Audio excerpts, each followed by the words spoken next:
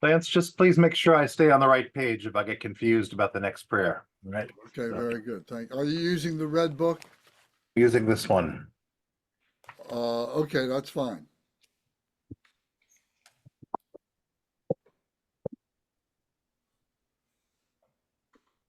All right, we'll start with the altruistic motivation. And this will be twice in Tibetan, once in English. Dogla dong war pe dra no par pe geg. Tharpa dong tam che ken pe bardu. Shofar pa tam che ki so pe.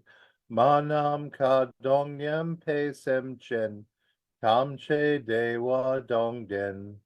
Dugnal dong drel nur du la na me pa yang dog par zog pe chang chub ren po she thob par j dog la dong war j pe dra no par j pe geg thar pa dong tham che ken pe bar du cho par j pa tam che ki so j pe Manam ka dong nyam pe sem chen tam che de wa dong den. Dugnal dong drel nyor du la na me pa yang dog par jog pe chong chub ren po she thub par jeo. All mother sentient beings, especially those enemies who hate me, obstructors who harm me, and those who create obstacles on my path to liberation and omniscience, may they experience happiness, be separated from suffering, and swiftly I will establish them in the state of unsurpassed, perfect, complete, and precious Buddhahood.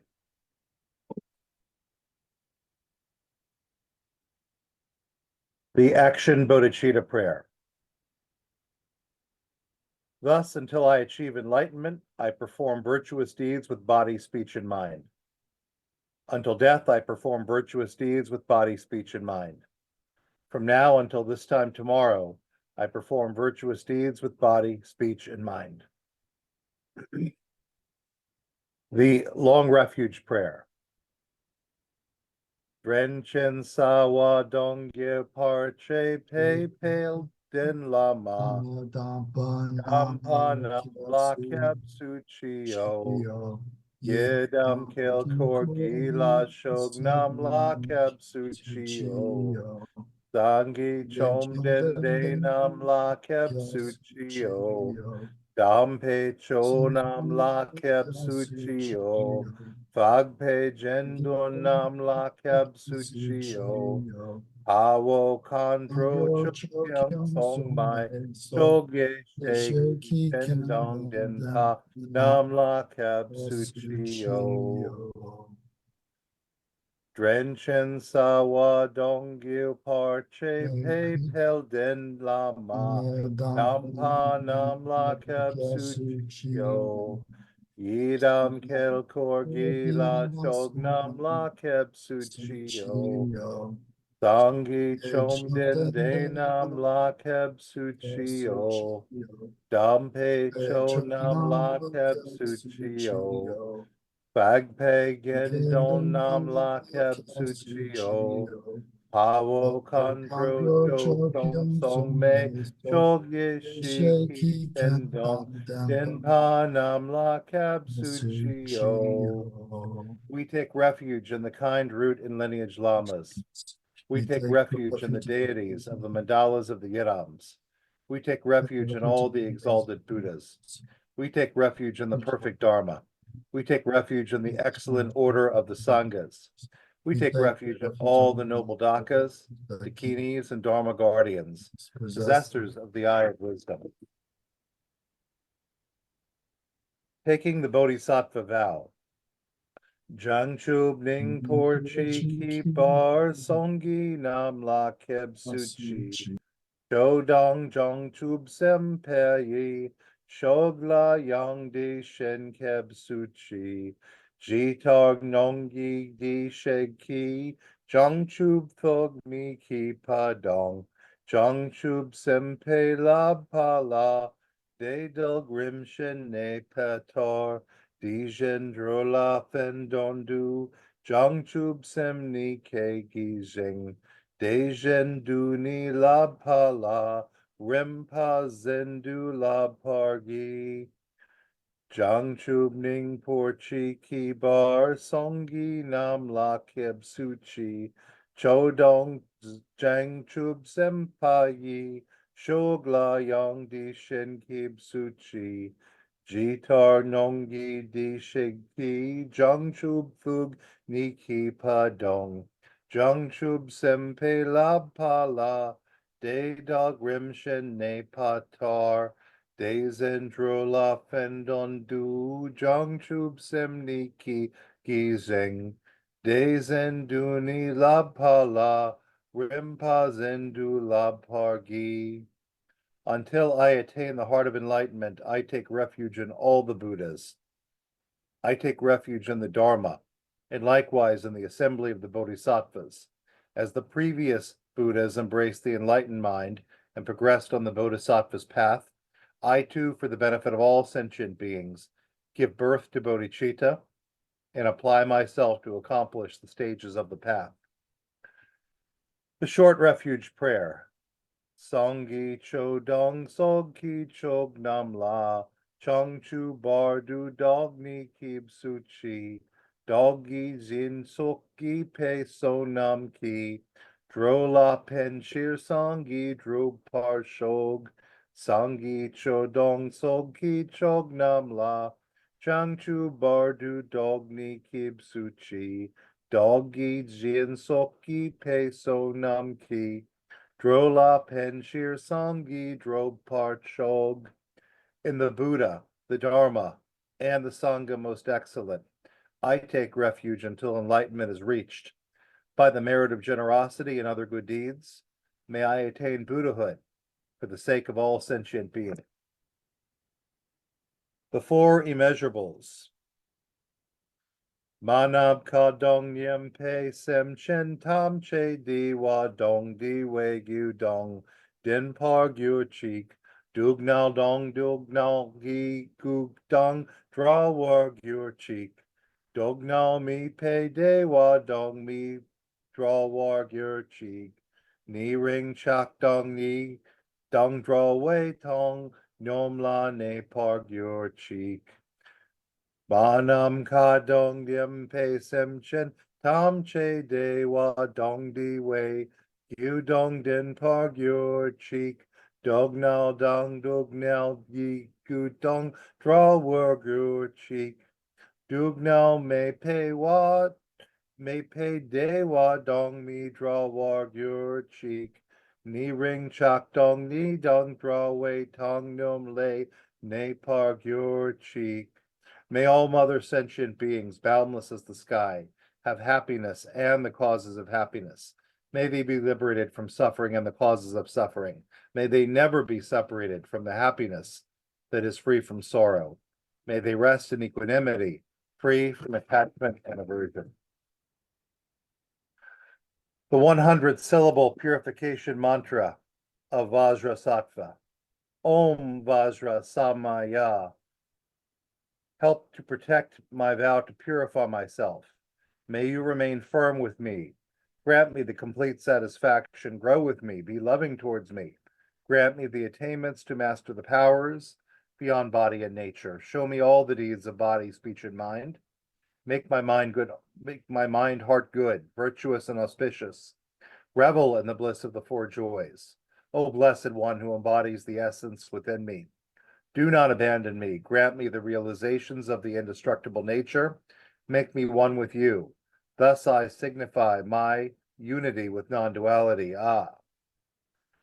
The 100-syllable purification mantra of Vajrasattva.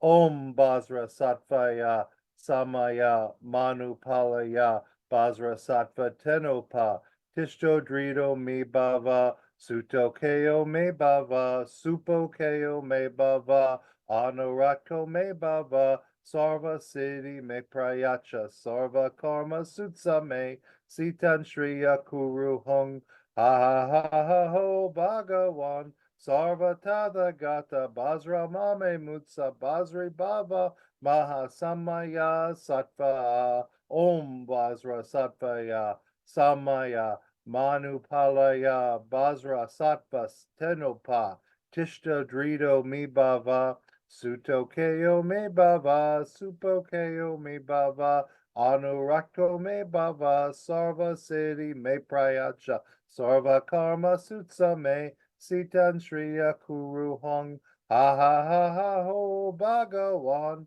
Sarva Tathagata Basra Mame Mutsa Basri Bhava Maha Samaya Sattva Om Basra Sattvaya Samaya Manupalaya Basra Sattva Tenopa Tishto Drido Me Bhava Suto Keo Me Bhava Supo Keo Me Bhava Anurakto Me Bhava Sarva Siddhi Me Prayacha Sarva Karma Sutsa Me Sitan Shriya Kuruhang Ha Ha Ha Ha Ho Bhagawan Sarva Tathagata Basra Mama Mutsa Basri Bhava Maha Samaya Sattva. The seven limb prayer. If Refuge. not necessary, please. We will dispense with the seven limb prayer and go right to the Sagaramati requested sutra.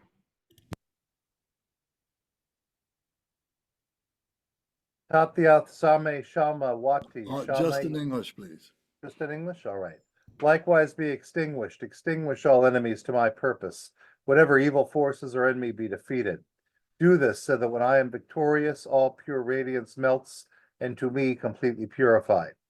Take all this knowledge, food and drink peacefully, enjoy it, and be satisfied so that all obstacles may be destroyed.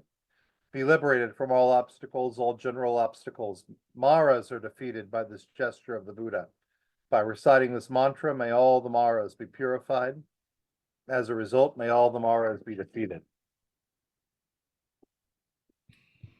Very good. Thank you, everybody. Thank you, Brendan.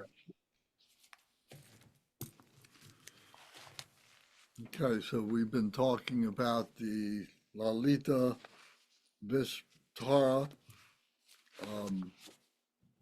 Sutra, the play in full, the Lalitavistara Sutra, and we've been on chapter 4, which is the gateways to the light of Dharma. So we've been going through this methodically, slowly, thinking about these things, talking about these things, and all the feedback that I've gotten from everyone has been very good. And I want to welcome everybody who's watching on YouTube. Thank you very much. We've gotten a number of subscriptions, so thank you for that. And if you'd like to, join our Zoom in real time, you can get in touch with us through our email, which is buddhapracticestudy.com at gmail.com. So don't hesitate to send us a message. So we've been talking about, recently we talked about the 4 mindfulnesses, and we talked about the 2 austerities. And we talked about the 5 faculties of intellectual mind. And tonight we're going to start with the 5 powers. So we're on 4.24. 4.24. And so this, the first one here is number 63. So we said that there was 108 or 109 of these different statements. So depending how you count them. So anyway, we're on number 63 at this time.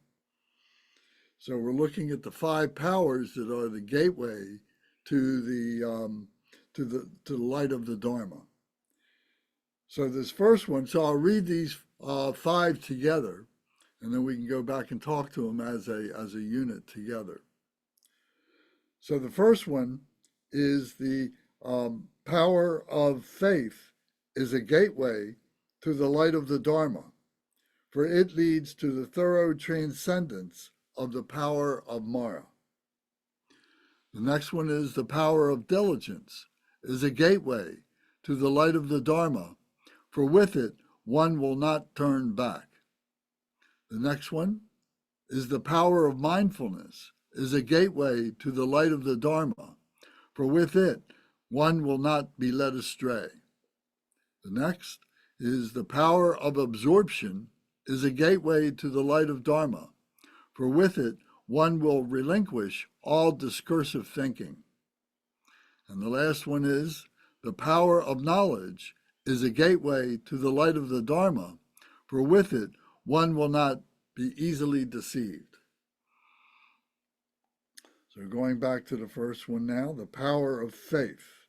So it says the power of faith, having faith, and we've talked about faith before, that there is a faith that we have within ourselves, our yearning faith to be able to take up the teachings, to be able to do practice and so on, that this is a system that I want to learn, or that I have a faith in my spirituality, that I have a faith in myself, that I'm able to accomplish these things. So this first faith that we have. The second is a trusting faith, a faith that we trust in our teachers, a faith that we trust in the scriptures and in the sutras and in the practices and so on, all the teachings, that we have faith in that is going to help me to be able to attain the goals that I set for myself. So we have a trusting faith. And then the third faith is a faith called the clear faith, which after engaging in the trusting faith, we begin to see some results.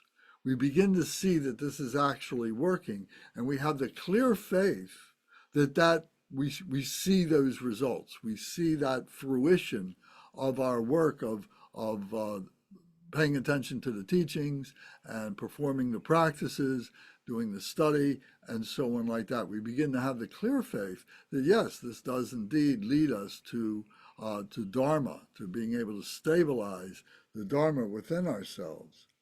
So this power of faith is a gateway to the light of the Dharma, for it leads to the thorough transcendence of the power of Mara.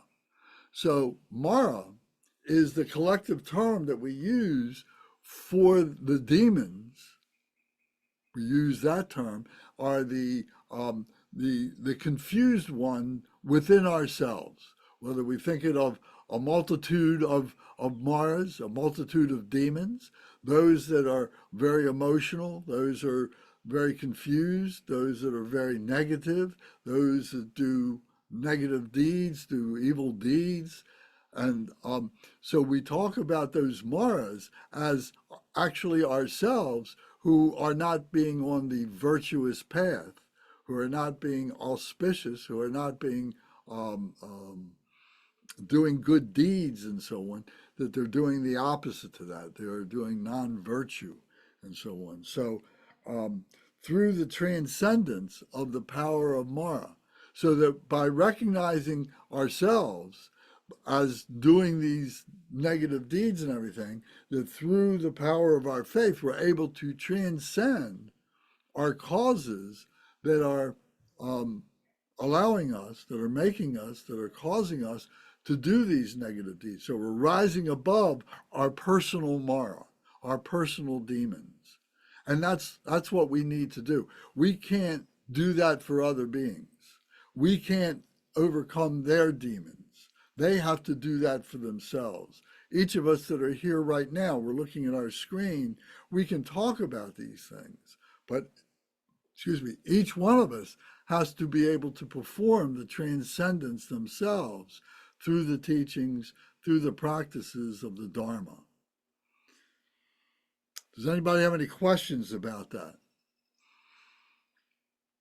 We need to be looking at the possibilities of all the things that are happening within ourselves, the possibilities that are led by Mara, or the possibilities that are led through our Buddha nature, and see that the Buddha nature will transcend all those of Mara, all those demonic type deeds that we would do.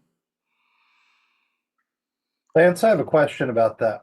Sure. If you go on Instagram and you follow a lot of Tibetan Buddhist sites, sometimes you will see a very scary, demonic looking fellow who's all black, and they have some kind of stirring music to go with him. And it almost seems like he's not something, he's not the Christian concept of Satan. He's actually a little bit more useful than that. And so you talk about the Maras being the demons within ourselves that we need to control and overcome. But is there some utility or even perhaps some reverence towards demons like this fellow I'm talking about, whose name I don't know, in Tibetan Buddhism? And maybe one of the more experienced can tell me who this guy is that I'm talking about. Well, it is the collective Mara, the collective demon that, you know, we each have it within ourselves, but it's a symbol of that demon that we have within ourselves. And there's many names that can be associated with that and so on. And if you remember when we talked about the wheel of existence, the 6 human realms, and if you remember that there was it looked like a circle, you know, and it was in 6 segments and so on, and it was in the clutches of that kind of demon that you're speaking about. So that's the non-virtues. Those are the negativities. Those are the confusions, the emotional afflictions that we have that are all being symbolized by that Mara. The name of that guy who's holding onto the wheel is Yama, the Lord of Death. And I haven't seen what you're talking about, but it might actually be like Mahakala is black. There are, you know, wrathful deities have faces that people interpret as demonic, and they're definitely not. Wrathful deities is exactly what I'm talking about. Thank you, Demi. So the point is, we have to develop great compassion for that Mara, who is actually us, in order to be able to overcome and be able to neutralize his negativity, his confusion, or her confusion, you know, that's within ourselves and so on. So we do that by having compassion, which is the activity of the wisdom. So we know what the causes are. We've been taught the causes. We need to remind ourselves, study those causes, and be able to apply the remedies of those causes to that Mara within ourselves. So that requires our compassion is symbolic of that's what we're doing for that Mara or for any Mara within ourselves. I'm sorry if I could say something about Yeah, please go ahead. peaceful and wrathful. Generally, Buddhist, they call them deities, but really they're enlightened beings, come in 2 forms: the peaceful and the wrathful. The peaceful more symbolize the side of compassion, and the wrathful more symbolize the side of wisdom. And that's because when we first encounter wisdom, it's sort of frightening. It cuts through all of our delusions, and that is not necessarily a pleasant thing to see your own delusions. So generally, each deity has a peaceful and a wrathful form. There's for example, I can say that the peaceful form there's the peaceful form of Avalokiteshvara, and the wrathful form as Hayagriva, which is the deity with the horse's head. And although they have a wrathful form, you should understand that the nature of all the deities are the union of wisdom and compassion. And you should think of the wrathful form as if it were your uncle who is, this is from Kempo Carter, he said this, think of it as your uncle who's taking part in a play and he's put on a costume. And that's how we should think of the wrathful deities, because they're not really wrathful as the fact that they're going to hurt us. They're wrathful in the sense that they're going to pluck out our delusions. So Mara is somewhat different. Mara represents the power of desire and all the power of the negative emotions that are still within us. And it's sort of like the personification of these negative emotions. Mara comes from the same root word as mortal, which or death, and of course in Spanish the word is muerte. They all come from the same root. So it's the idea that our kleshas, our defilements, are actually killing us, and the idea is that Maras don't want to let go of us and allow us to become enlightened because they're sort of feeding on our negative emotions. That's all I have to say about that. Well, very good. Thank you. I'd also like to point out, look up the word Mara in your glossary. You've got your other book, book 404, and then that wonderful glossary. So it's G363. So Mara is listed there. Brendan, would you like to read that definition? Yes, Lance. Is it in the book that we're looking at right now, The Play in Full? It's in the second book. You have the other book. Do you have that handy? I think I do.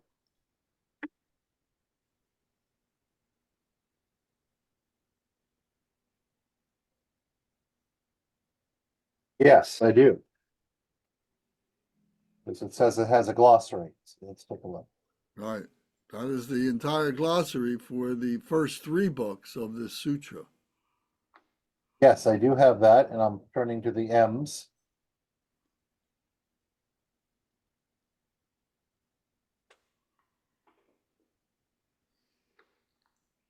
Mara, the demon who assailed Sakyamuni prior to his awakening.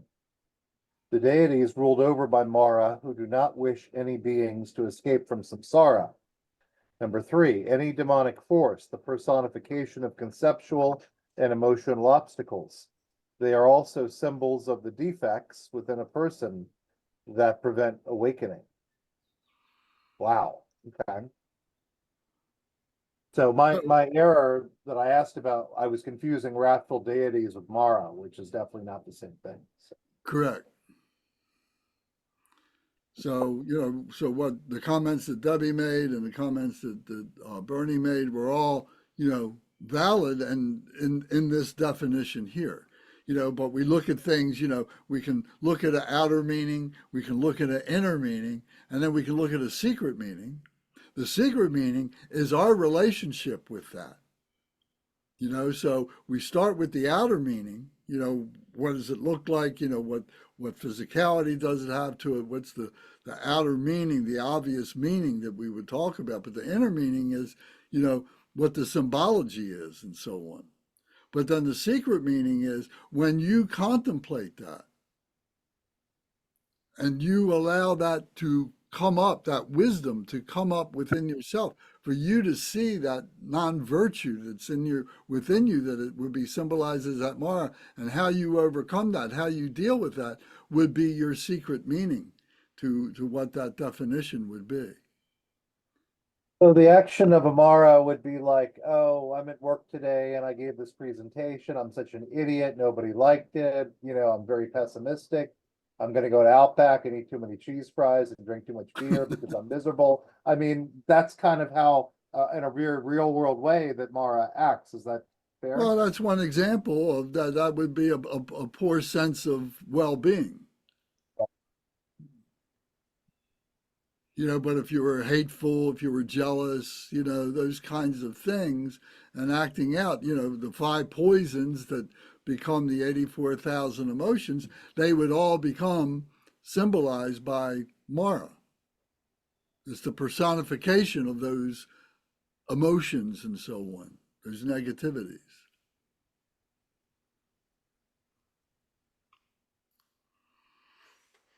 Okay? So I think the major point to keep in mind here is the contemplation on this. What we're trying to do is to inspire everyone to spend time on your own studying and thinking about these things, contemplating these things, realizing these things within yourself. That's the main point of what we're doing here. Okay, so the next one is the power of diligence is a gateway to the light of the Dharma, for with it one will not turn back. The power of diligence, one will not turn back. And what happens a lot is we think we've got something, we understand, that we're going to be able to move forward and so on. But what happens is we develop a pridefulness, and we have to guard against that pridefulness with the resolve of our diligence to keep on digging in, to keep on looking at it. Even when we want to take it for granted. Oh, I got this. I don't need to study this again. I've read it one time. I don't need to read it again. But you find that the more that you investigate, the more that you recognize these features within yourself, then your resolve becomes stronger and stronger that the Dharma practice needs to be practiced all the time. It's one thing to read the wisdom words, but it's another thing to actually engage in the practice, because the words is a vicarious experience. You're experiencing it through somebody else writing down these words and so on. But the actual experience, the gnosis, is you're recognizing it on your own through contemplation that gives way to the experience of meditation. So with that diligence, we won't turn back. We won't forget. We won't get complacent. Does that make sense? Anybody have a comment about that? Who's guilty of that? Anybody guilty of that? Falling backwards? Yeah, okay. Matt, would you comment on it? What's your experience? How would you identify that? Of falling backwards. Falling backwards, of not being diligent and falling backwards. That's been a lot of the story of my Dharma practice over the last 10 years or so. I do much better with it now, but it's still, yeah, it's still an issue, and just get so caught up in the the eight worldly concerns, I guess, to put it in Dharma terms, and like we just think like, oh, I'll practice a little bit later, or sometimes I won't practice today. It's okay. I'll whatever. 'Cause it usually has something to do with work or something. I'm anxious about something, some ego thing that I'm anxious about. But it's definitely something that is still a struggle at times. But I find over time, the more I practice it, the diligence becomes a bit more natural, because there's more of a natural draw to dharmic type of things, or directly practicing. There's more of like just a desire that doesn't feel like it needs as much of a push or something like that. But it's still something I struggle with. So Thank you for your candor. Thank you. Would anybody else like to talk about their experience? Well, same here. Um, and there are times I've been quite engaged, but with pandemic and other sort of excuses that come here and there, it's kind of slippery slope. But I'm trying to rebuild these days. But what helps is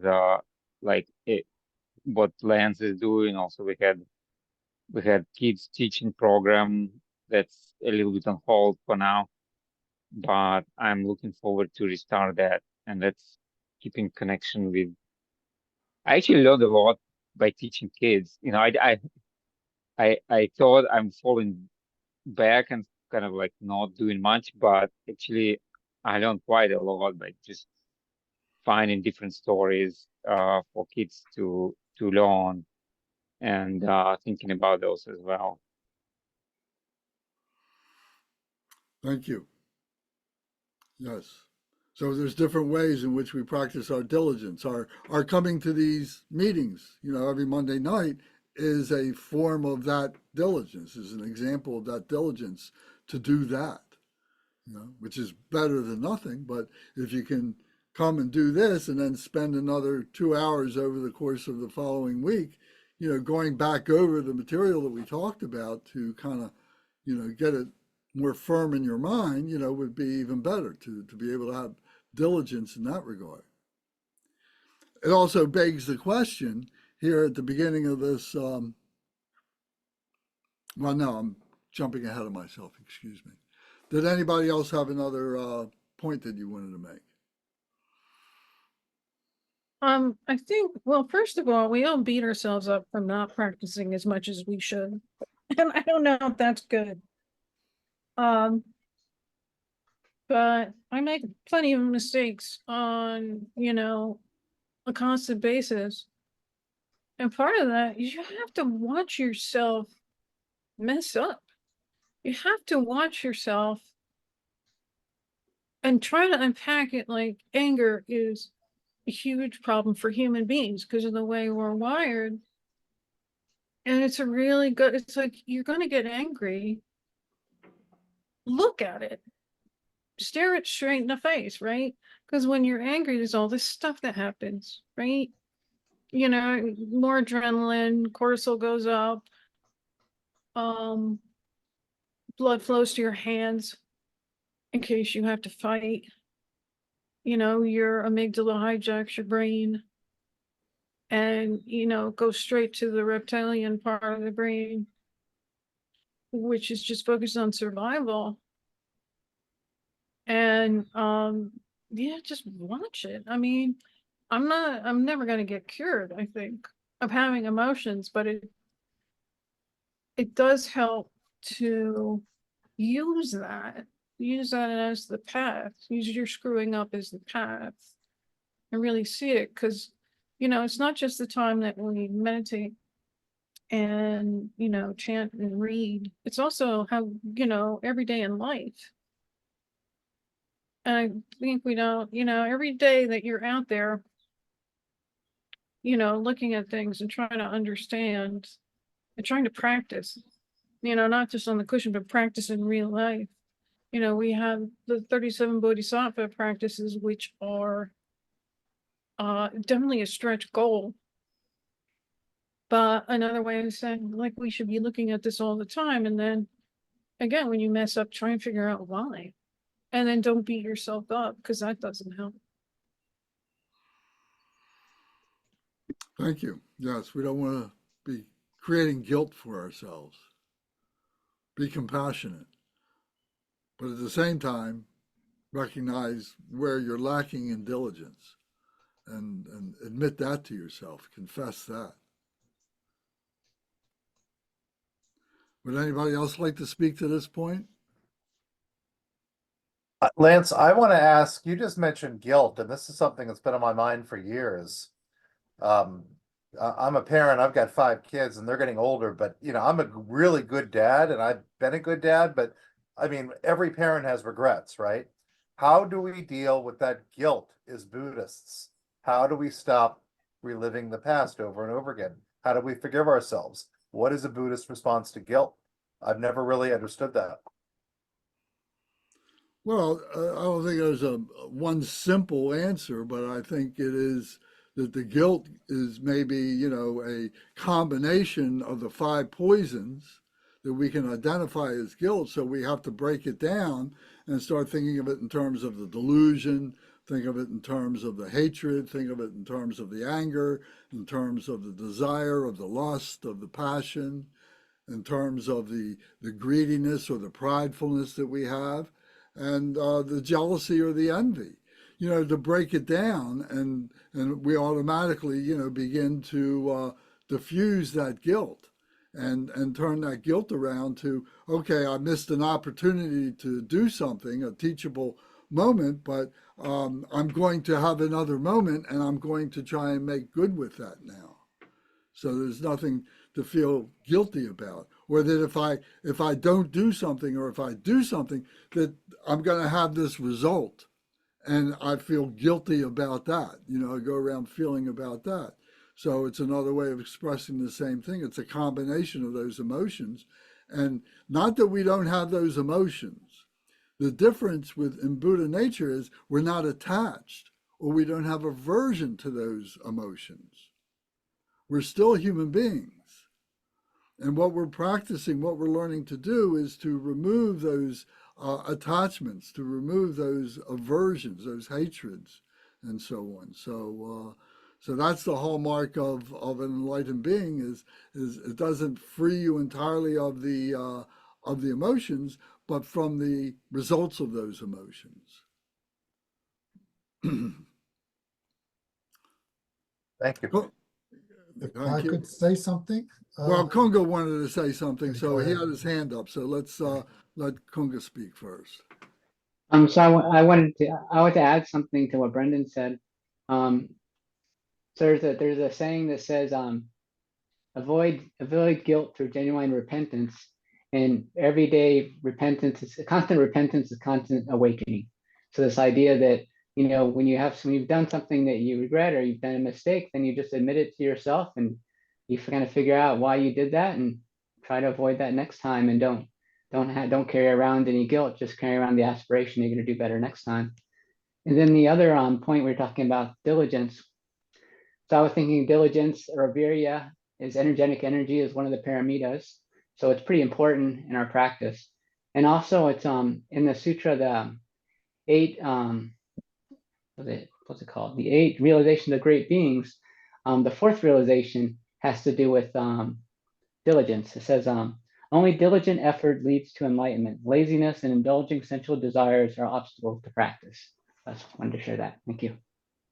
Thank you. Bernie, you wanted to Oh yeah, generally everybody experiences emotions that they don't like, whether sometimes it's guilt, it might be anxiety or anything else. And of course, the solution to that isn't easy, but generally in terms of practice, you just become mindful of those feelings without rejecting them, and you just sit with them. And that tends to take away some of the force of the emotions. Now, in the longer term, as you practice, you realize that you choose how to respond to each situation, whether you want to respond to a given memory with guilt or with anxiety or with some other kind of emotion like desire, is your choice. And you can choose either to do it or not to do it. Of course, that's not an easy thing to do, but just realize that your response to the situations that you face are not determined by the situation. They're your habitual patterns, and they can be changed. There's nothing in the situation that we face that makes us feel guilty. We just have decided through the force of habit to feel guilty in that particular situation. And it's not really necessary. And when you realize that, even though you might continue to feel guilty, at least you realize that there was it's not something that's hardwired. It's something that you actually have through force of habit decided to do. Yes, thank you. The understood words become more important. The words that we take for granted that we know and so on, and that becomes part of the contemplation that gives way to meditation. So that's another point about how to do this, how to overcome this. Like Bernie was just saying, that we have to become mindful of these things, but the way in which to really become mindful is to sit in the meditation, to do the practices. So the confessor deity is the purification deity, the Buddha Vajrasattva. So we've been doing that on Sundays because through Vajrasattva we recognize, we see the things that we've caused, how we've caused them, and how we can overcome them. And the first step in all of that is the confession that I've done these things and I have the responsibility of correcting these things myself. So the practices are very important, like we said before.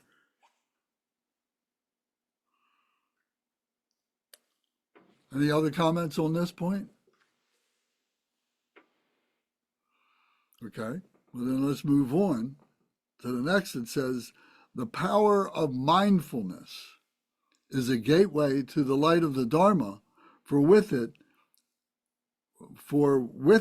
one will not be led astray.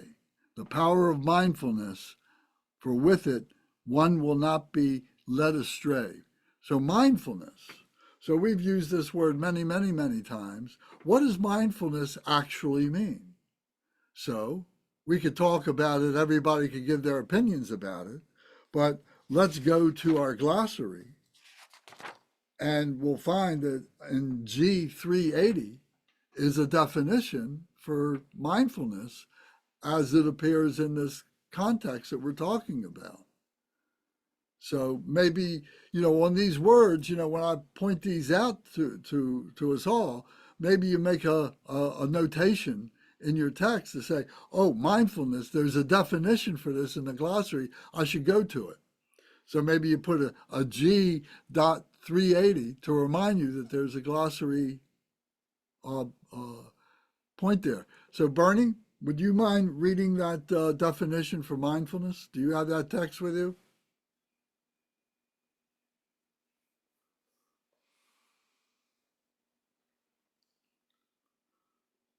Yes, Gary.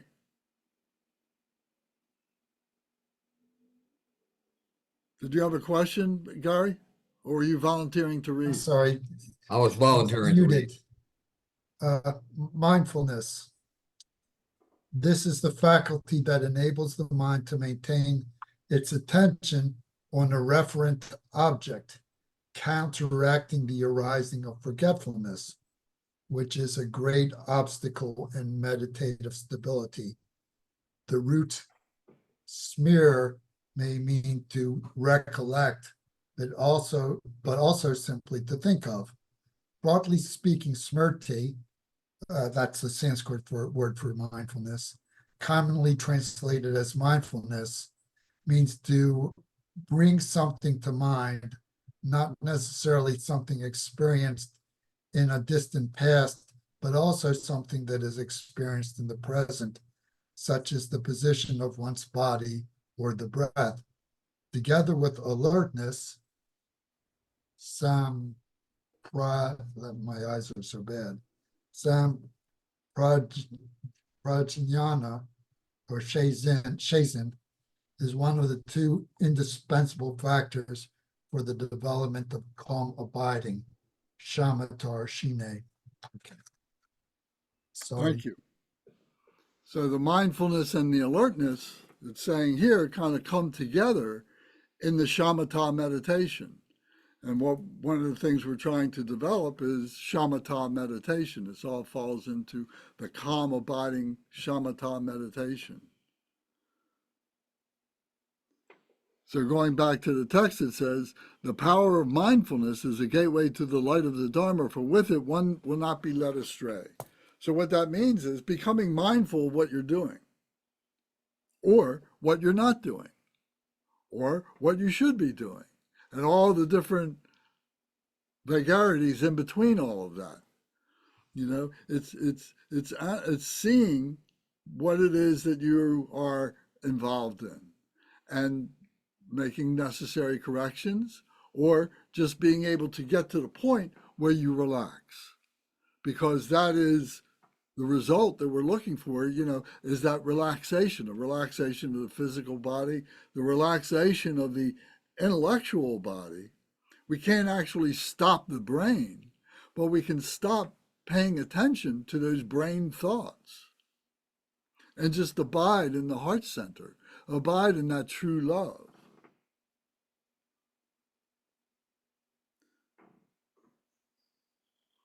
Any comments on this? Has anybody had an experience with that kind of peace of mind, of that kind of relaxation? I know everybody has had all the anxiety and had all the swamp of all the thoughts, and we're swimming about in that swamp and everything. But have you had an experience, even if it's only for just a moment, however you want to define that, of that relaxation, of that peacefulness? Zara, I saw you waving your hand. Yeah. Y'all are so patient with me because I'm like I'm in the process of exponentially like ripping off layers of ego consciousness right now. So y'all are aware I've been sharing with you, like I've been very strategic about some of the intentional lifestyle habits I'm changing right now, like very specific, like things that you guys were talking about before. But what's happened is slowly, as I've cleaned up my sensory, what I allow my body to take in, whether it's the things I listen to, hear, smell, the things I put in my body, the people I'm around, what's happened is my thoughts have organically shifted to, I catch myself, I'm like, oh, it's been an hour since. What I'm catching now, Lance, is I went an hour without thinking one thing about someone else. Like, it's like all of a sudden, like, oh, and I don't know what I was thinking about. Like, I could have been daydreaming about something positive. But my point is, as I've cleaned up what I'm sensory intaking, my thoughts naturally shifted neutral or positive without me even recognizing it happening. And then I was like, oh, I haven't said one bad thing in my head about someone. And it's been an hour. It's a weird way to frame it, Lance, but it just happened with as soon as I shifted what I was taking into these external organs, my consciousness started shifting. I don't know if that's That's a great example. Yeah, and it took a while for you to catch up to that. You know how it's like a lagging effect. You know, how they say like it's not your scale on the weight that matters. It's are you drinking the water and doing the exercise every day? And at some point the metric on the scale will catch up. It's a lagging effect. If you clean up like what you're saying, like right action, right view, right speech, then your consciousness is a lagging effect. All of a sudden you'll be like, oh, I'm thinking mostly neutral or kind things about other people, and and it'll just happen. It just happens. It's weird because you could have talked to me about this a couple years ago. Now I'm experiencing it. Right. And it took lifestyle habits and a commitment to consistency, not just getting on the cushion 5 or 10 minutes, but I had to make a commitment to changing everything I take in, like the movies I watch. That's why I love Noble Film Night. It has shifted everything that I tolerate now, the music I listen to, the people who I'm closely social to, not my occupational stuff, which is very socially intense and energetically intense, but everything just sort of happened, and it had to happen. It's taken years, like 4 years for this shift. And I don't think my central nervous system could have just given it all up. Like I had to eat the cake and I had to listen to the pop culture. I had to do this in stages, like slowly unlayering it. I think if you do it too fast, it probably won't stick. It's like trying to lose 10 pounds of weight in 7 days and then you just rebound. Yes, Like you have to do this real slow yes. and be very patient, like 1 pound a week. Just lose 1 spiritual ego pound a week and you're doing good. Very Yeah. good. Yeah. Does anybody else have an example that you'd like to speak about? Brendan, I feel like you've got something to say. I just loved what I just heard. That's all, Zara. That really moved me. And I love the idea of a diet of the mind, right? Like what you put into your mind is important, and what you don't put in is important. And I've had a lot of anger issues. I was, gosh, taking my daughter to high school this morning and honking at this guy blocking the box, and we're already late. And now this idiot, I shouldn't say that, this guy is blocking the box, and I was laying on my horn.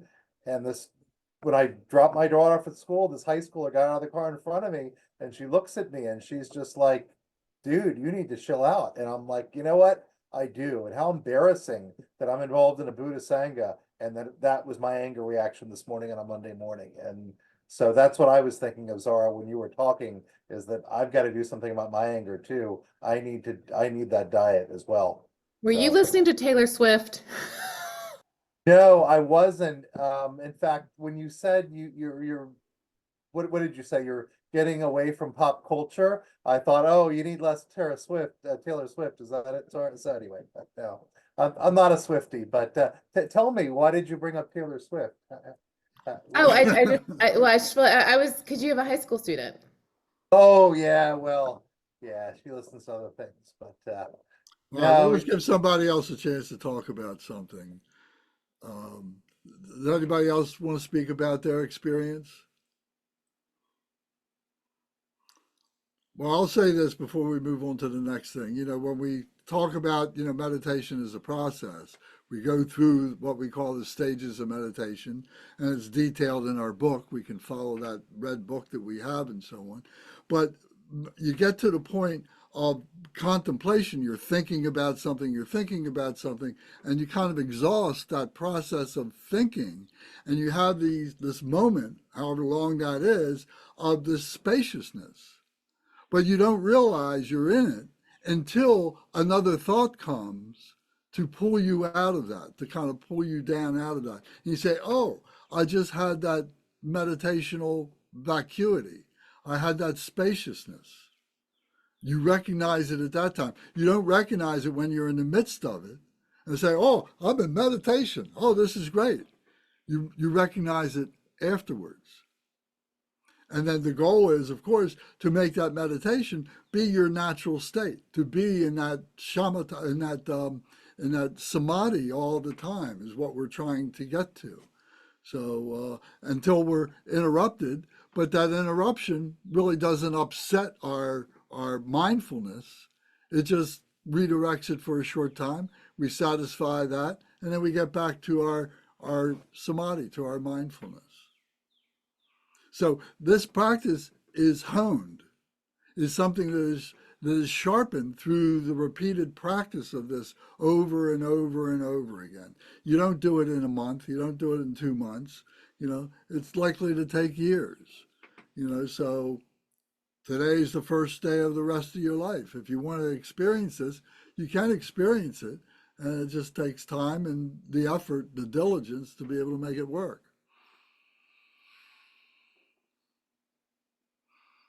Okay, so the next point here, and if somebody has something you want to say, just bring it right up. The next one is the power of absorption is a gateway to the light of the Dharma, for with it one will relinquish all discursive thinking. The power of absorption and discursive thinking. So I'm not sure, but let's see if there's not a definition of absorption in our glossary. Oh, look, there it is. G3. So, Zara, would you mind reading the definition of absorption? Do you have your book? I have to get, if you want, give me 10 seconds, I can get it. Hold on. Preparedness is one of the qualities of, you know, if you haven't noticed that when we sit down to do these things, you know, we can go from one book to another and so on. And so I have have all these things nearby. I do. I have to have my laptop charged right now. It's drained from working, so I'm not in my little room. I have a whole layout. So I'm charging it right now. Okay, absorption. Sorry. Oh, I feel like I'm getting an F right now on front of everyone. Does someone else have that? Brendan, Matt? Matt's laughing at me because he wants to volunteer himself.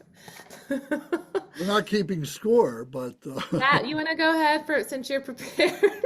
I wasn't even prepared. I was just laughing. It's the most zero thing of all time. I feel like I'm getting an F in this. I can, though. I just found it.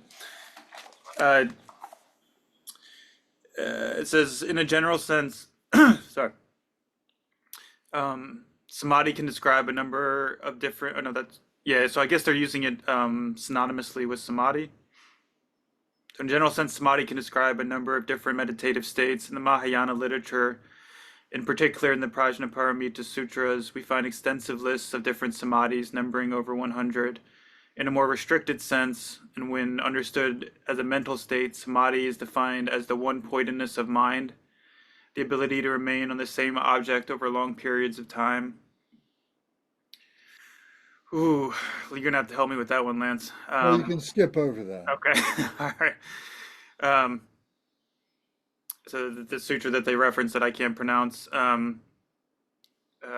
explains that the term samadhi is referred to as referring to the instrument through which mind and mental states get collected, i.e., it is by the force of samadhi that the continuum of mind and mental states become collected on a single point of reference without getting distracted. Okay.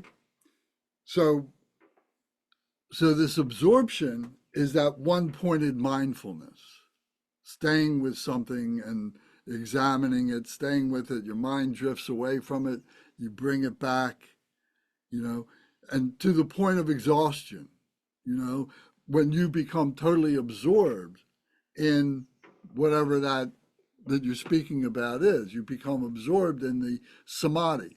So the samadhi is that mind of the calm abiding, and there's a we say a no thought associated with that, but thoughts can be coming and going, but it is that we're not being interrupted by them. We're not paying attention to them. We're going for that mindfulness of spaciousness and so on. That's samadhi.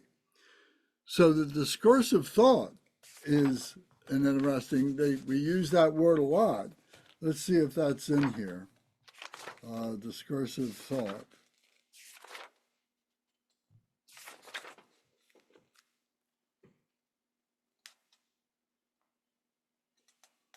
No, discursive is not in here, but discursive thought, my understanding of discursive thought is when you're thinking of a particular topic, let's say a concrete block, and you want to be, one mindfulness, but then you start thinking about, well, what does the concrete block look like?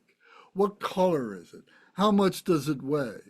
What is it made of? What are the ingredients that had to be made? Who was the person that made it and everything? So all this discursive thought may be about a particular topic, a particular object, but it's all the stuff around it and not the thing itself.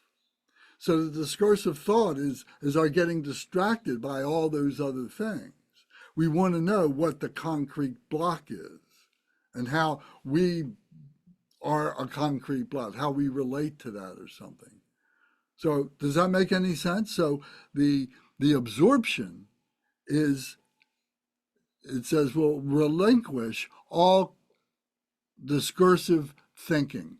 So our thinking will become the concrete block. In sports, they talk about be the ball. If you're playing golf or baseball or something like that, or basketball, and you gotta, do something with the ball, you gotta hit it. Be the ball. That to me is an example of absorption, being absorbed with the ball itself. Anybody comment on that? Gunga? Yeah, I like that basketball analogy. I've also read that practicing our meditation on the cushion is like shooting free throws in an empty basketball court. And the reason you practice like that is so that when you're in regular everyday life off the cushion, you practice mindfulness in that undistracted space so that you can utilize it in your everyday life. So just like the basketball player practices free throws in an empty court until they can do them without thinking, so that when they're actually in the game, they can do them without thinking, and then all those distractions don't upset their mindfulness. Thank you. Thank you. Hey, Lance, and anyone else, have you guys ever done the thing, and I've seen it like in Zen, where you just do the one thing, like you carry a bowl of water and try not to drop or spill any water, because that requires so much mindfulness, like to walk, just hold it. I don't know if you guys have seen that as an experiment, but I started doing that in my day-to-day, like, Zara, you're just holding your cup of coffee, right? Like actually challenging myself, in my day-to-day activities of daily life to be like, like literally labeling it, like calling it out, like, oh, what are you doing now? You're pouring your cup of coffee. So by labeling it, it's forcing my mind to be like, oh, you're doing this one thing. That was just something that came to mind, that became more aware of to kind of get in line with helping me when I get on the cushion, is applying it in a practical way. Very good, thank you. Yes, there's meditative mindfulness walking. Thich Nhat Hanh Is there? was a great exemplar of that, yes. The something that I'll do sometimes is something I saw in, I think it was in For the Benefit of All Beings film, I believe, where Garchen Rinpoche was talking about how his father would train him when he was a kid, that when they were riding the horses going wherever they were going, they would pick a spot in front of them a certain amount of time, then he would try to keep his mindfulness until that spot, and then would go some, then pick another spot ahead of them on the road or path or whatever, and would try to keep their mindfulness there. And sometimes I'll do that kind of thing while driving. Then like I'll pick a sign up there and I'm like, I'll try to really keep like strict mindfulness until that sign, then maybe give myself a break for like a couple seconds, then pick another thing and try to do it. Another thing that it kind of random became to mind, there's a very prominent technique in like kind of the form of Theravada Buddhism that is popular in the West from someone Sayadaw. I'm messing up his name, but like I think that's who it was. He was a Burmese teacher, I believe. Of like this noting technique where in the meditation using these like mental labels, something like okay, like thinking, feeling, sensing, hearing. Use these labels to kind of funnel yourself into the moment. I practiced them a long time ago, but it kind of sounds similar to what you're saying there a little bit. I think there might be an antonym that we can use, and the opposite of one-pointed mindfulness would be multitasking, wouldn't it? And how many of us are guilty of that? And do we take pride in that? Oh, I can do 6 things at one time. You know, and then we start realizing, oh, I'm not doing any one of these very good. I got to stop and I got to pick one of these, and I start prioritizing my attention and so on. So being aware of that multitasking. You know, I don't know if anyone else, like, it's actually exhausting to be mindful. Like your mind just wants to be able to do whatever it wants to do. And when you're really intentional about mindfulness, it's like weightlifting. It's mental weightlifting. Like like you're present. It's like, But what happens when you attain the samadhi? What do you mean? Oh, you mean like getting into a place of serenity and peace? The fruition of that one-pointed mindfulness. Yeah. Then all your weights are put down. You know, yeah, and your all that ego urgency goes away, and all that anxiety, everything that's associated with it goes away, and you feel uplifted and free. This is true. This is very true. And I'm So getting should there. we be talking about that, or should we be talking about all the things that hold us back? So it's a combination of both. No, you're right. It's more of just like when I'm thinking about being like present is a lot of work in today's world where like Brendan's like the person in front of him cutting him off, right? Like it's like then your ego goes. It's just really like Lance, one day I'm going to live on a mountain and then I'll be in samadhi nonstop. Well, I'll be floating somewhere. well, I got to ask Bernie this question because I know that in his work, because he was a programmer in different capacities and so on, and it takes a great deal of mindfulness to do what he does. And you know, you get into a stream of consciousness and so on. And how do you feel when you solve the problem that you're trying to do in your programming? How does that work for you, Bernie? Well, to be honest with you, it's not 90% of the time, programming is breaking up a problem into smaller parts that you know how to solve. The 10% is where you can't find the solution that has been done before. And you have to come up with it on your own. That's, of course, the difficult part, the creative part. But it requires a one-pointed mindfulness and all that, doesn't it? No, it requires, well, anybody who does any kind of creative work will tell you that the best thoughts come to you when you're relaxed and you're not trying to think of them at all. Generally, there's two stages. First, you try to solve the problem and you bang your head against it. And then you bang your head against it and you say, oh, I can't solve that. But then suddenly the solution pops into your mind.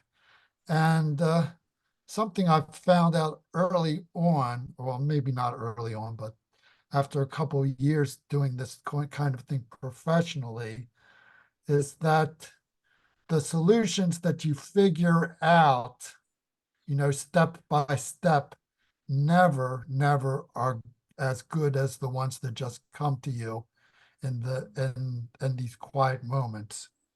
And generally something else, I mean, this is maybe not relevant to the Dharma, but the longer you think about the problem, the simpler the solution you come up with is. A hallmark of a solution that's not good is that it's complicated. And the solution that really is best is always simple and obvious once it's down on paper, but it was just not there before. So what I believe is that your mind is like an iceberg. 90% of it is in your unconscious. And by trying, I think the more you practice, the more you become open to your unconscious mind. And you allow yourself to work from the unconscious mind without trying to censor it or trying to control it. I mean, maybe I think it's a matter of different types of personality, but often people who are bright are very controlling people, and they really just need to relax and let things be. And what they do, they'll find out that things work out much better than if they tried to control them, control everything. And that definitely I can say is true of programming. You just have to try to solve the problem, but you try to solve it, and then you relax. And when you relax is when the solution comes to you. So that's not really has anything to do with absorption. But since you asked about programming, that's my honest answer. Okay, well, thank you. So I hope that's helpful to anybody who's not a programmer, but that's just the way it always worked. Okay, very good. Well, thank you. Anybody else have a comment about that?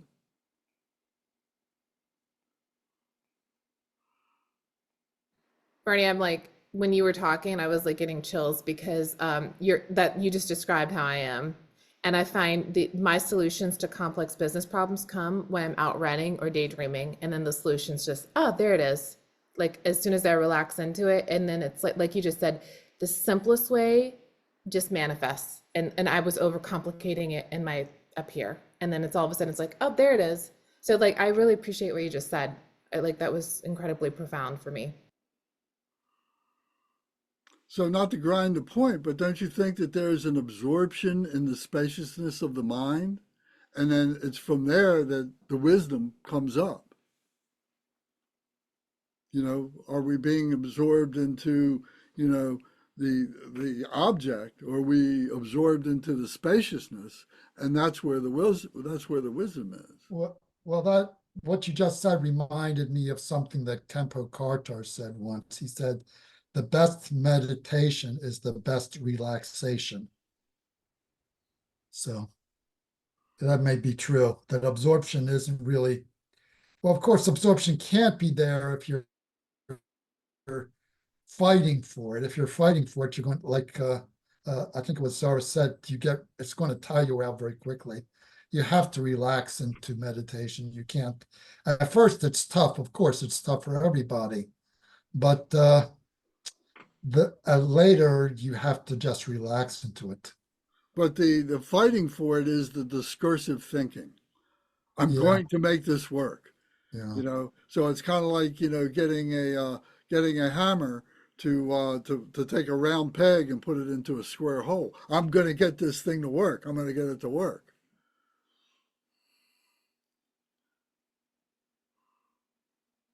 So anyway, I think everybody has their examples of this, and maybe by thinking about this, by contemplating this, maybe something will come up. Maybe not right now, but maybe tomorrow or something. If you give yourself the opportunity to sit and think about these things, you'll begin to put together, how it is that you got where you are right now.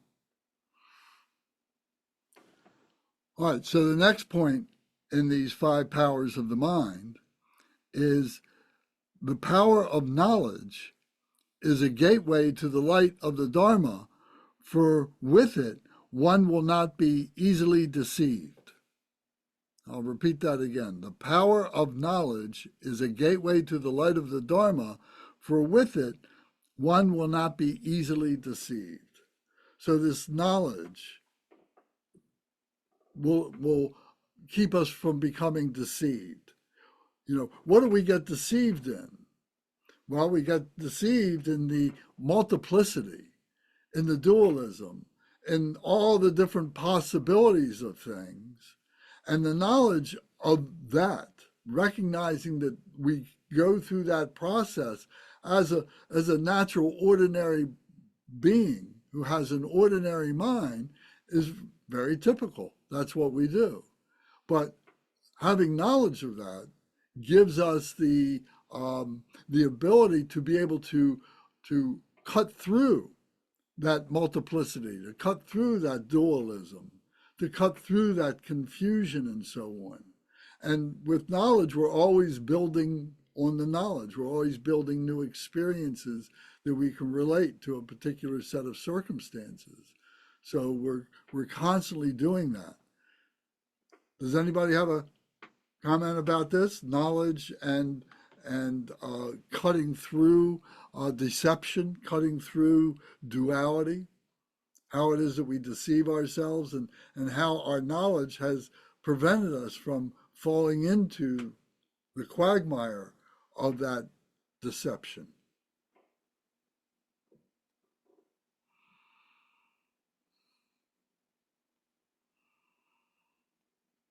Okay, I'll give you an example. How many people think that, we go outside at the nighttime, in the middle of the night, and we look up and see the light of the moon? Is that not a deception? It's not the light of the moon. The moon is reflecting the sun's light.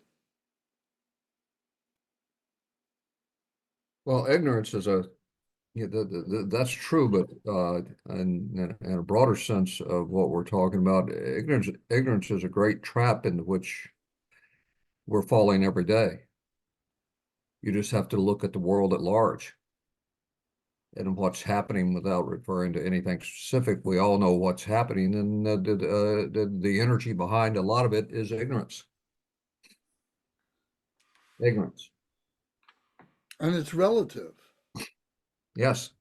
Because we might agree with what you just said, thinking in the same terms that you're thinking of, but somebody else may have a different view, and they'll fight for that right to have that point of view. So that's a relative point of view, which is knowledge. Understanding that, recognizing that, and say, well, do we bring this together, or do we drive it further apart?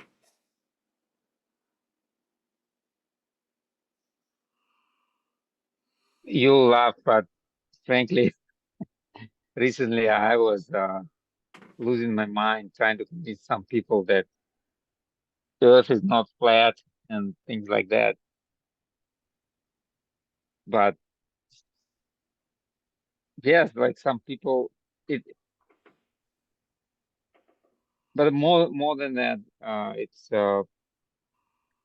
we often get deluded by people's motivation. We think they're trying to speak some kind of truth or news to us. In reality, they just want to make money by attracting their attention to their own online content and all that. So there are many layers to that. Okay.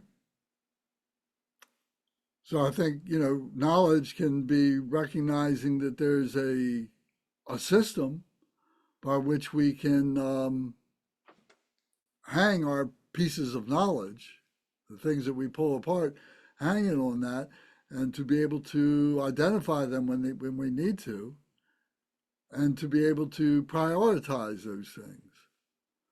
And it's not unlike, to bring it back to our Dharma teachings and practice, it's not unlike the 7-branch prayer that we recite when we begin our practices. We didn't do it tonight, but we do it most every time. We should do it every time. And it's reminding us that there is a structure, there is this tree, this symbolic tree of our practice, and it's got 7 branches.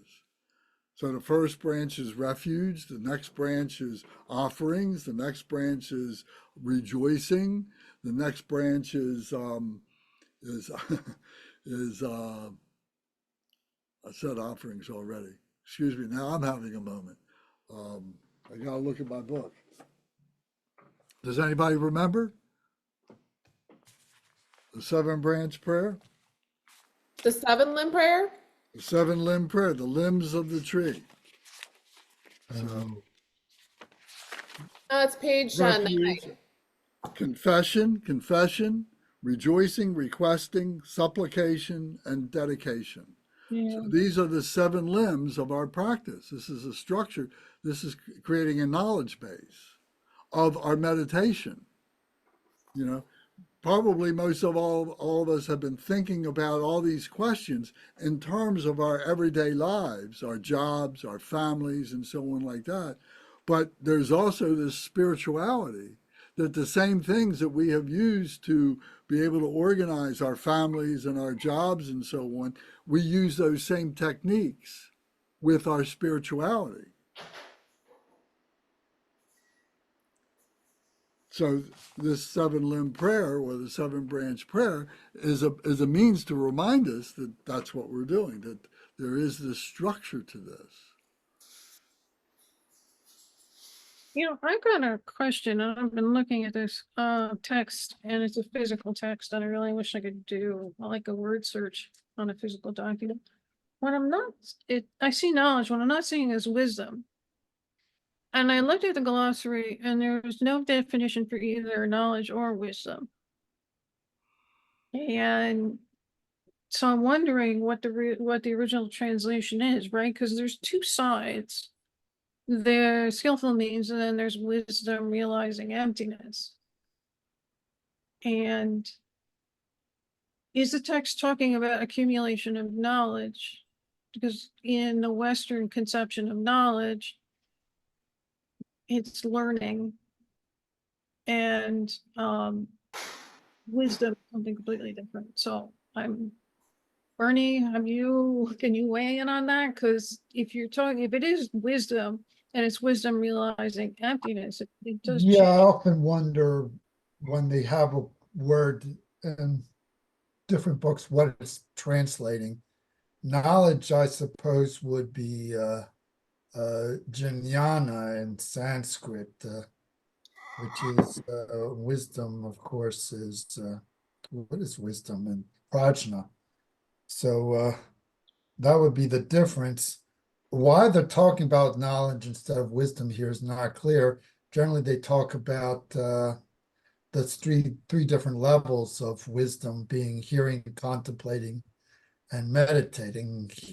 I assume they're talking about the first 2 stages, hearing and contemplating, but that's an assumption on my part. But it's just really, I mean, I think the point is before it's like this is my personal opinion. We have rules of conduct for morality because we're not yet compassionate beings. We acted every moment out of compassion. We would never need to think about morality because our actions would just be moral all the time, and we wouldn't have to think about, is this action right or is this action wrong? But because we aren't, we need the guidance of rules and things to know what is appropriate in a certain situation, what we should be doing, and what we shouldn't be doing. And knowledge works that way. Until we have genuine wisdom, we have knowledge as a guide to us. And we need that guide until that wisdom really awakens in our mind. When we have that wisdom, we don't need knowledge anymore. But until that point, we do need knowledge. That's how I understand it. I think that's an excellent description. I think that's completely correct. I agree with that.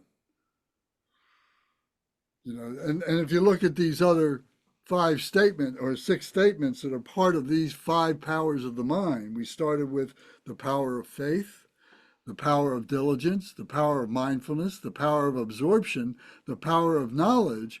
We're talking to ordinary beings here. This is a bodhisattva talking to ordinary beings, saying, this is what you need to get together. He's not talking to the Buddha. The Buddha doesn't need this. But this is what an ordinary being needs to develop, these 5 powers of the mind, to be able to get to be a bodhisattva, to get to be a Buddha.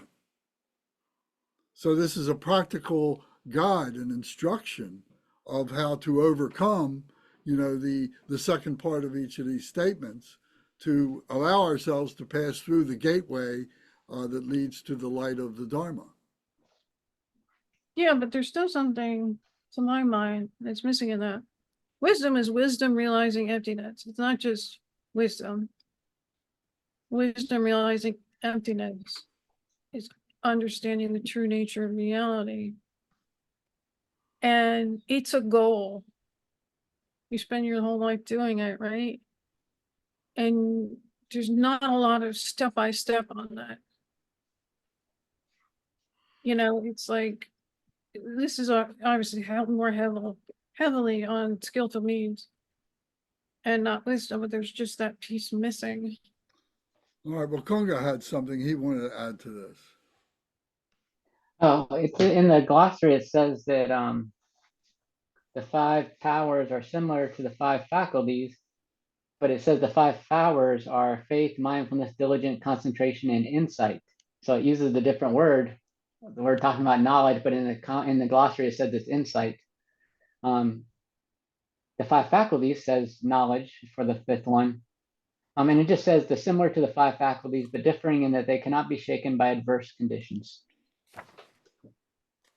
That's on page, that's G187. Thanks.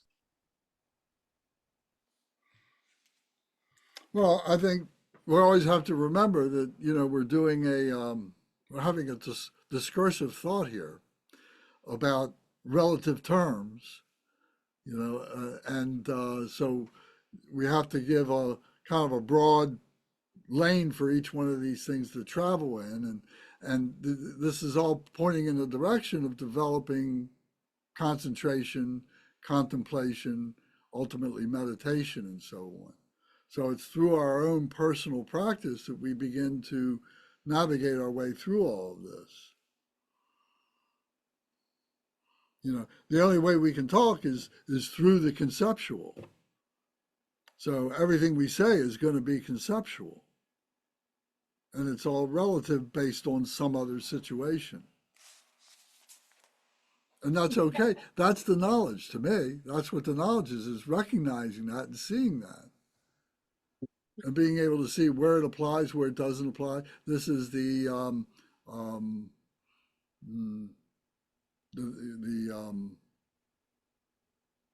thinking that we have. What do we call it?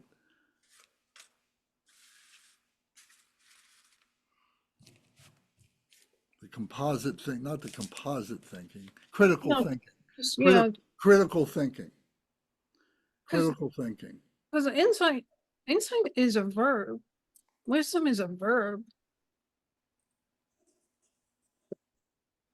This is what you But get. isn't there a noun? Isn't there a noun? Oh, I had this insight.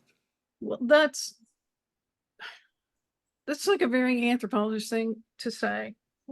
And that when you study other cultures, you know, there's terms like mana that we think is like, you know, like a spiritual ability. And people talk about it a lot, but it's actually in the language it comes from. It's actually a verb. Wisdom and insight are verbs. Knowledge is a noun. You know, developing insight, developing wisdom is like this all-consuming, well, at least for me. You know, it's a verb. It's very active, and that's why I'm still like, oh, it's not really getting to him. Okay.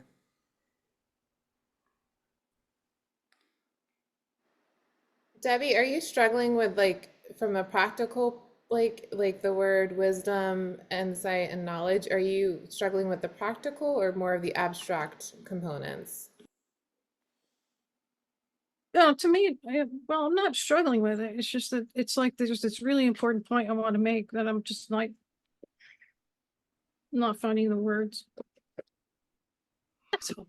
Well, let me point something out, and we don't have time to go into it in any great detail. But the next group of statements here are the 7 branches of awakening. This next group here that start 4.25. So I'm not going to read each statement, but I'm just going to read a portion, a phrase in there. So for the first one, it says the branch of awakening of complete mindfulness. So the branch of awakening, complete mindfulness. Then the next one is the awakening of complete discernment, the awakening of complete diligence, the awakening of complete joy, the awakening of complete agility, the awakening of complete absorption, the awakening of complete equanimity. So these 7 points, I think, are putting a finer point on the 5 powers of the mind that we just went through. So my invitation would be to read these next 7 and see in light of what we just studied with the 5 powers, and be able to see, you know, is there a relationship between them? How does that relationship work? You know, to look at that. Got it. Thank you. Because they're all verbs. Okay. And then the result for all of them, it says, the gateway to the light of the Dharma, for it enables one to understand the Dharma as it is,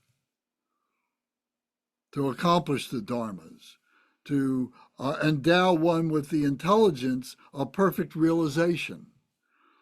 It enables one to accomplish absorption, for it enables one to accomplish one's endeavors, for it enables one to comprehend the equality of all phenomena, for it leads to the distaste of all births.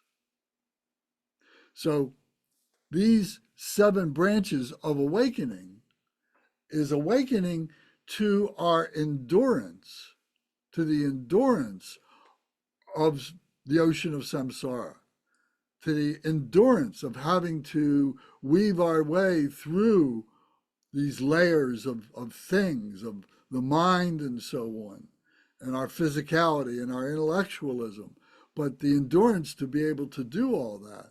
And in particular, in our case, in the spirituality aspect of it, you know, we have to be able to endure what it takes to be able to do that.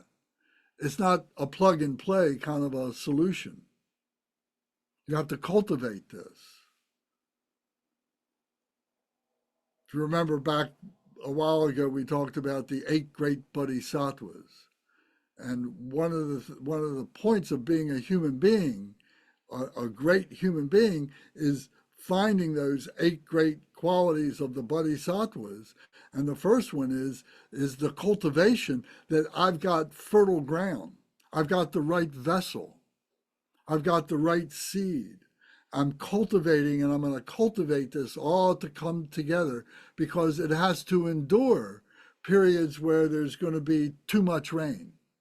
There's going to be periods where there's not enough rain. There's going to be periods where there's poor nutrition in the soil. There'll be periods when there's too much nutrition. So my point is saying that when we are developing all this, we're going through that same type of process through our practices, through our teachings, through our meditations, and so on like that.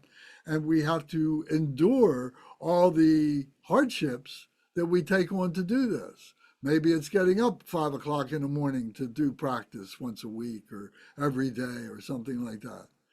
These are the things that make a difference. They're practical things that do make a difference. We can do them in our stride as we're moving along now, and we'll have some result.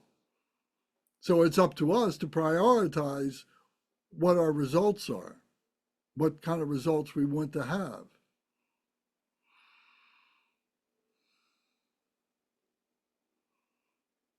Any comments on that point?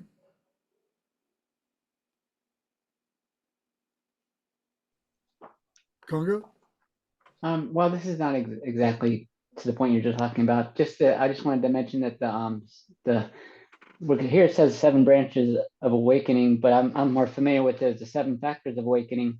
But that's included as the 4th ground of mindfulness, objects of mind. As objects of mind, that's the 4th objects of phenomenon, it says in this list. That includes the 7 factors of awakening. It has a lot of lists included in that objects of mind, but basically they have to deal with, I think, things that are dharmic thoughts, things that we focus our mind on to understand the Dharma better. And 7 factors of awakening, I thought interesting. That's one of the things included in the 4th ground of mindfulness. Thank you. Thank you.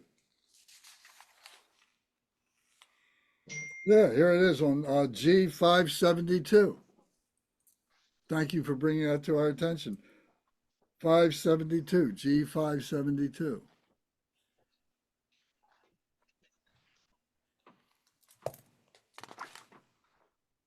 Would you read that definition, Gunga? Let me get to it. 7 branches of awakening.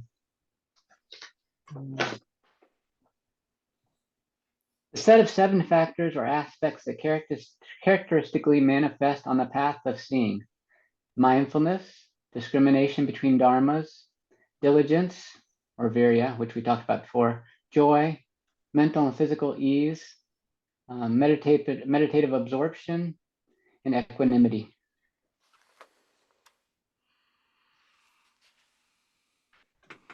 Yeah, so this is another tree, if you will, the tree of awakening. And we may be not able to stabilize our being on that tree at one time.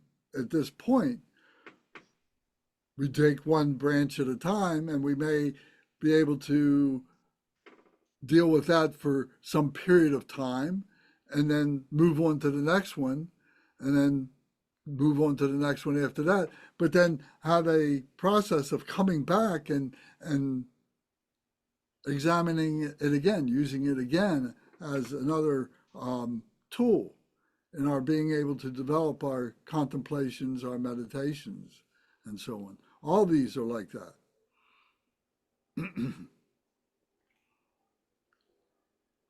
I think they kind of build on each other too.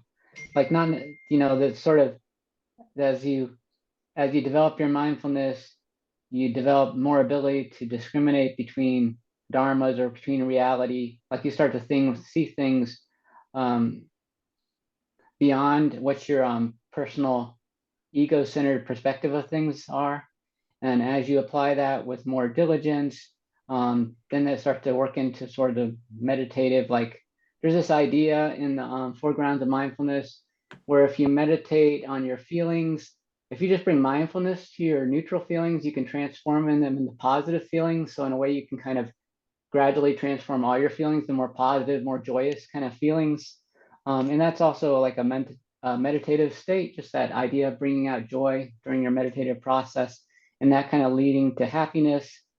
which is mental and physical ease. And I've also heard about the difference between joy and happiness. Is joy is like seeing you're in the desert and you're looking for water and you see the water in the distance, so you have joy. When you actually drink the water, that's happiness. So there's this kind of distinction between the two. And then those positive qualities help you toward develop your meditation and your absorption, which leads to your helping to foster the equanimity feeling. So it's like you could work on them all separately, but they can all build on each other as well. Thank you. Thank you. I got a question for you. Is it something that we look at each one of these things as a concept and we examine that concept and we move on to the next concept? So as Kunga just said, they build on each other, and are we trying to build up this intellectual hierarchy of thought or something like that? Or do we utilize practice? What we're talking about here is a wisdom base, is the vicarious, we're vicariously experiencing this through this teaching of the sutra and so on, and we're trying to build up, some, familiarity with it and like that, and enlightenment, liberation with it. Or do we practice the deity yoga? In other words, becoming the deity, becoming the Buddha in all its different kinds of forms. And is there a moment, is there a possible moment in those practices, in those deity yoga practices, when everything just becomes clear? That there's a spontaneous presence of the wisdom that is being delineated in all these books. And with that kind of an experience, then you come back to these kind of teachings and it becomes like a checklist. Oh yeah.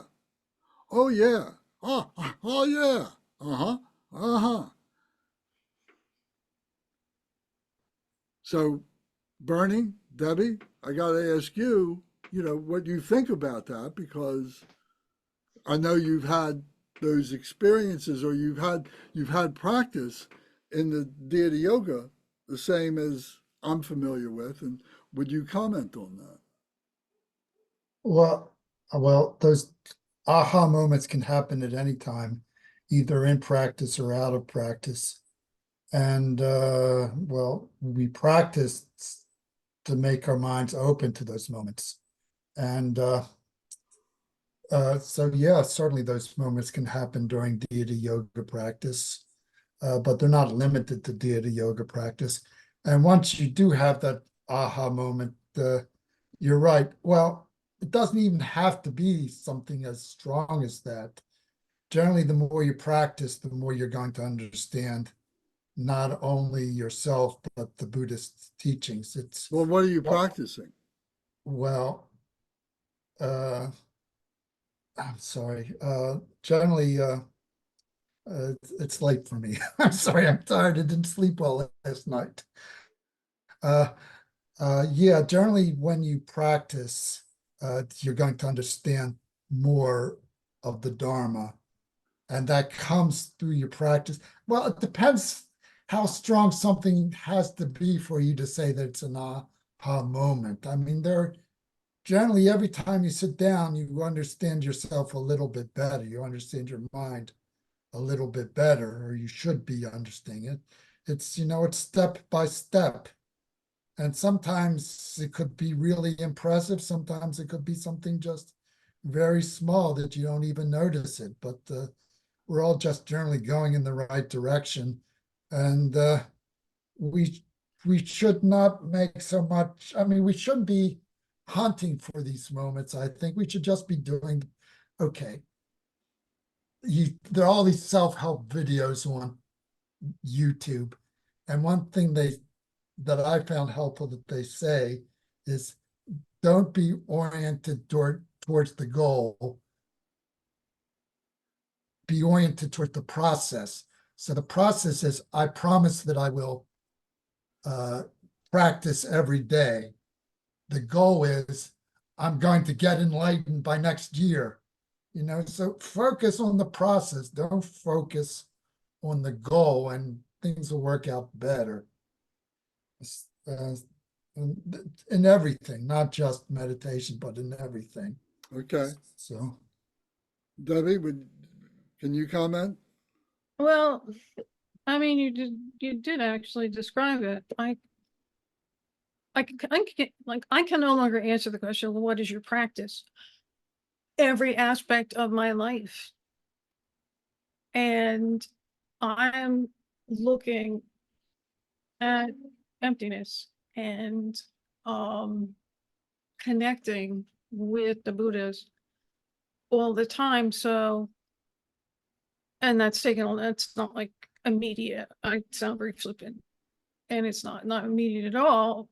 And then practice it links, it sort of makes it real, right? So if you're doing deity yoga, right, you generate what's called deity pride, which is the mind of the deity, which is the mind of all Buddhas, which is Dharmakaya.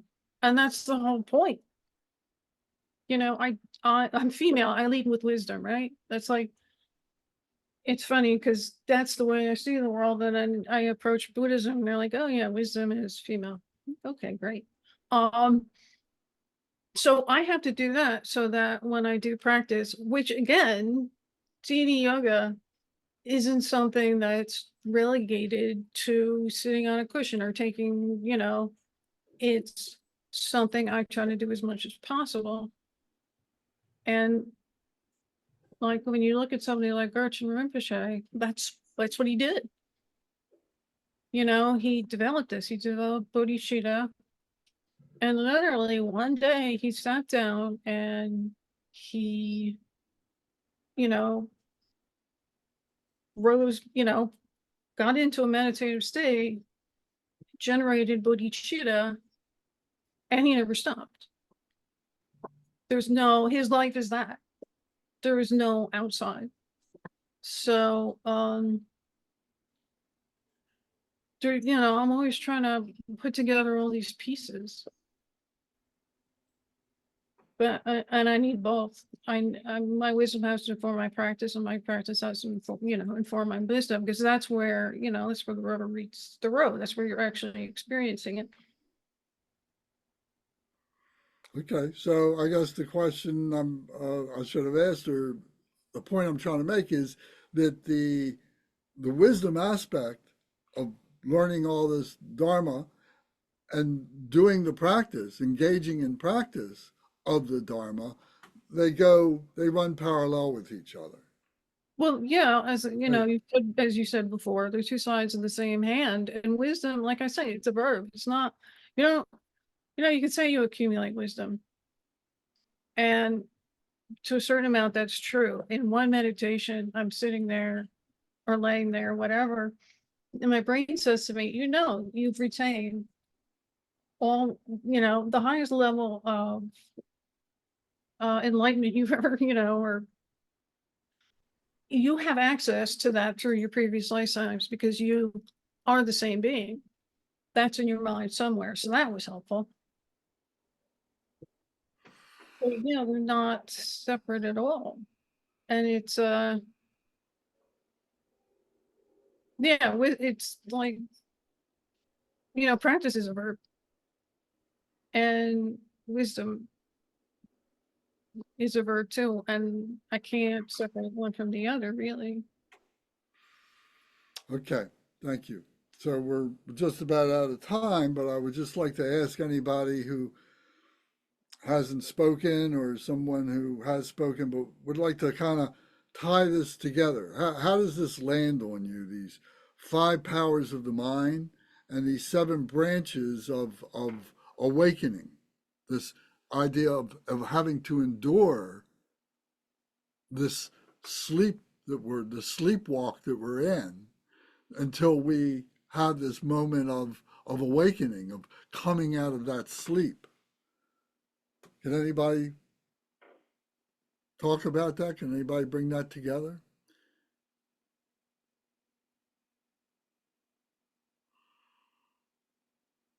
I can't, but I'm here to hear Gavin tonight. That's why I usually show up, so. hopefully- All right. I second that. Go for it, Gavin. I'm just lost for words on it, really. Um,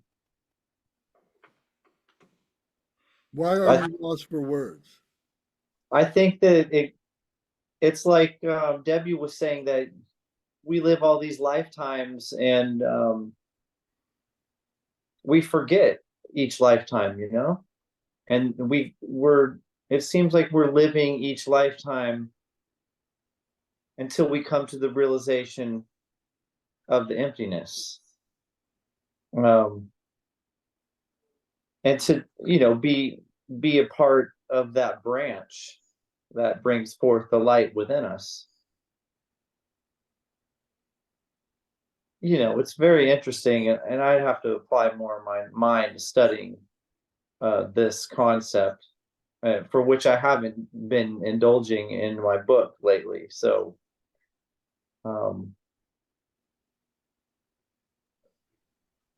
I'm very interested, though, to understand more. And I do see all of these branches as gateways to the light of the Dharma, and the understanding that I'm an immortal being, and at some point I'll have all these lifetimes lead up to the universal epiphany, that we are all one. And I guess it's like being at an amusement park, and that's what life is. You get to go on all these different rides, and you get experience, and then you get wise, and you figure out which rides you want to take and which rides you don't want to be on, and at the end of it all, you leave the amusement park and you realize it's just an amusement park, and you get back in your vehicle, your spirit, and then you drift away into the next dimension. That's So, a great analogy. Thank you. thank you. I appreciate you guys, and I appreciate being here. Very good. Thank you. Gunga wanted to make a comment. Well, it's when we go back to the five faculties, we talked about the idea of a faculty being like an ability to have. And then when it says the power of diligence seems to be the next one, 5 powers seem to be like exercising that ability. So you have the ability, you exercise the ability. And then the 7 factors awakening is that for each one of them, it says the complete mindfulness, the complete discernment, complete joy. So it seems to be like a fruition. So there's this like identifying, be awareness of this ability, putting the ability into play, and then the fruition, the completeness of experiencing the ability is this next. So they're like different ways of looking at the same thing, except from, the 7 factors of awakening adds 2 factors that aren't in the 5 powers and 5 faculties. So I'm not sure why that is, but that's one thing that struck me. Thank you. Yes, Debbie. Just really, really short. This weekend, Garchen Rinpoche out in Chino Valley in Arizona did like an hour and a half lecture on Vajrakilaya, but he said something that was really useful, and it goes back to guilt. He said, there's you can look at, there's this practice, the what is it, the 25-35 confession Buddhist, Right. but there is, there is there are techniques for confession. And he said, like during the 3 periods of the day and the 3 periods of the night, look at what you did, examine it, confess it to yourself, and then go on, move on. And I thought that was great, because you're not accumulating. You're looking at, oh, what did I screw up this time? Or, like cutting somebody off in traffic, and you feel really bad about it. And I'm like, oh my God, I'm just such a jerk. It's like, I'm going to remember that. I'm going to try that out. That you look at it and learn from it. And then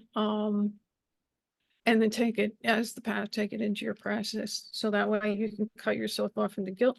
and do something constructive with it. So that's all. Very good. Thank you. Yes. I think thinking about, something not as, easy as cutting somebody off in traffic. I mean, we'll forget that in a day or so, but you think about something that you did when you were a teenager, maybe, and, you took advantage of somebody in some way, either money or sexually or getting drunk or something like that, and maybe somebody got hurt or something, or maybe they just got emotionally hurt or something, but still, whenever it comes up in your mind, there's kind of a cringe. You kind of feel it in your gut, and your heart just kind of seems to skip a beat, those kinds of things. Can we allow ourselves to wallow in the guilt of that? Should we? Is it necessary for us to do it?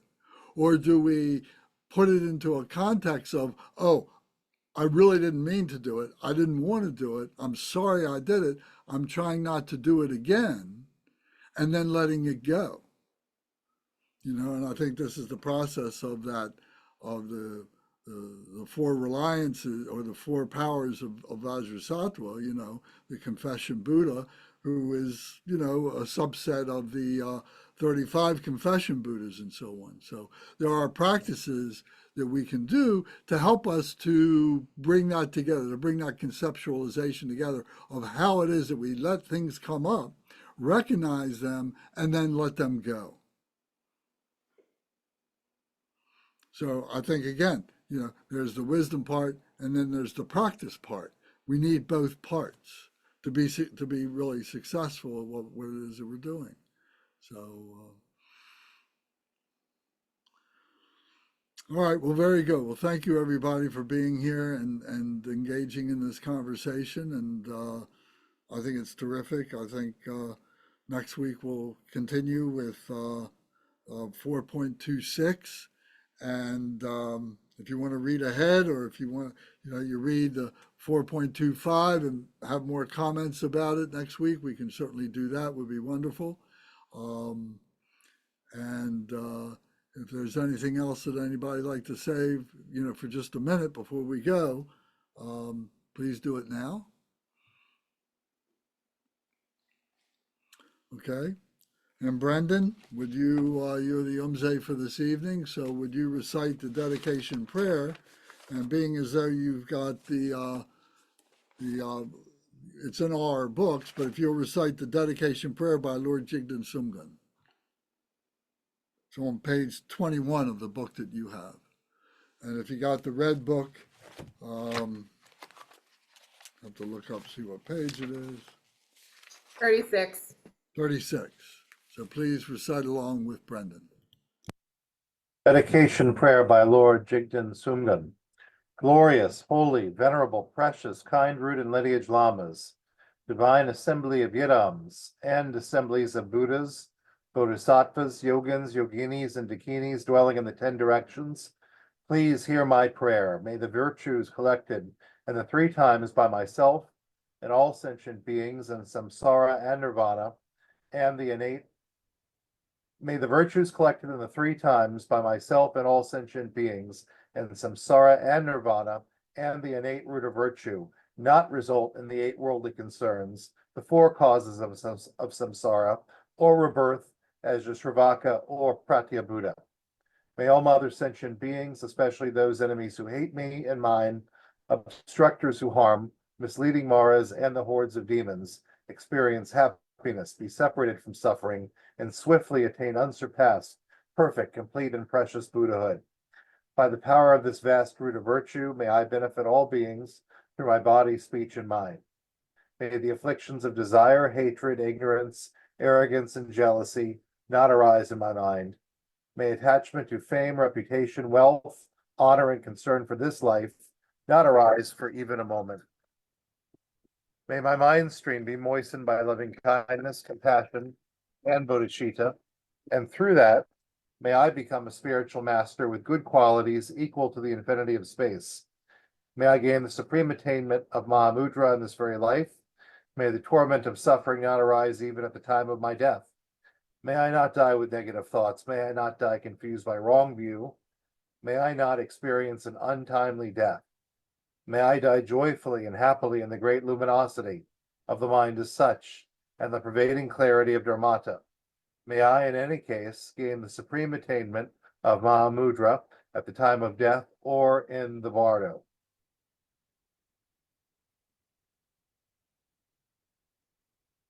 May my body, speech, and mind Om Hong. Om Om. Hong. Om. Om. May my body, speech, and mind become inseparable. From the body, speech, Speech and mind of all the enlightened ones. for the benefit of all sentient beings. Beings. Thank you, Zara. Thank you, Very Brendan. good. Thank you all very much. Another stimulating conversation. I'm gonna go journal now about all my afflictive emotions for today and let them go, Lance. Brendan, and that was your idea. I do an evening journal now because of Brendan. And remember that in May, I sent